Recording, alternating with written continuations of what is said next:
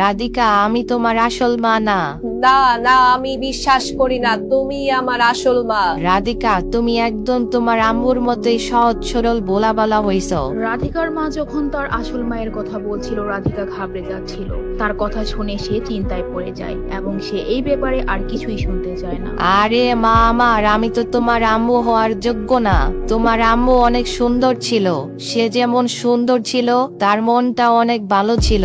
আমি তো শুধু তার কাজের মেয়ে ছিলাম। না, আমি মানি না তুমি আমার আসল মা। রাধিকা, তুমি যখন জন্মগ্রহণ করছিলা, তোমার পরিবারের অনেকেই তোমাকে মারার জন্য উঠে পড়ে লেগে যায়। তারা তোমাকে খাবারের মধ্যে বিষ মাখিয়ে মারতে চেয়েছিল। বিষয়টা যখন তোমার আম্মু ও আমি জানতে পারি, তোমাকে নিয়ে পালিয়ে গিয়েছিলাম একটা পাহাড়ের মধ্যেই। কিন্তু তোমার পরিবারের লোকেরা আমাদের সেখানে গিয়েও ধরে ফেলে এবং আমাদের মাথার উপর বন্দুক তাক করে ধরে রাখে। হায় হায়, কি বলেন, সত্যি? এরপর তোমাকে তোমার আম্মু আমার হাতে তুলে দেয়। তোমার পরিবারের আক্রমণের কারণে তোমার আম্মু পাহাড় থেকে নিচে পড়ে যায় এবং যাইতে যাইতে আমাকে বলে আমি যেন তোমার খেয়াল রাখি। তখন আমি সেই পাহাড় থেকে জঙ্গলের দিকে দৌড় দেই এবং তোমার পরিবারের লোকেরা আমার উপর গুলি ছুটতে থাকে। আমি কোনো রকমে তোমাকে নিয়ে সেইখান থেকে বেঁচে ফিরি। আর ছোটবেলা থেকে তুমি যেই গ্রামে বড় হইছো, সেইখানে এসে পড়ি। এরপর রাধিকার মা একটু অসুস্থ ফিল করে আর রাধিকা তাকে পানি খাইয়ে দেয় আর বলে, আম্মু, তোমার কিচ্ছু হবে না, তুমি কোনো চিন্তা করো না। রাধিকার মা রাধিকাকে একটি লকেট দেয় আর এই গলার লকেট রাধিকার আম্মুর ছিল, তাই এখন সে এটি রাধিকাকে ফেরত দেয়। এই লকেটটা ম্যাডামের খুব পছন্দের ছিল।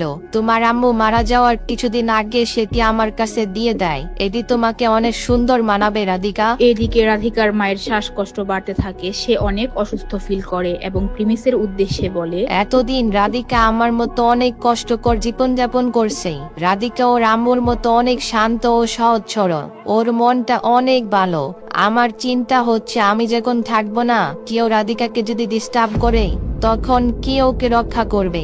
রাধিকা তোমাকে অনেক পছন্দ করে। আমার মনে হয় তুমি সবসময় ওর খেয়াল রাখবা। ওরে কখনো কষ্ট দিও না। আন্টি, আপনি কোনো চিন্তাই করেন না। আমি প্রিমিস চৌধুরী যতদিন বেঁচে আছি, ততদিন আমি ওয়াদা করতেছি আমি আপনার মেয়ের কোনো কিছু হইতেই দিব না।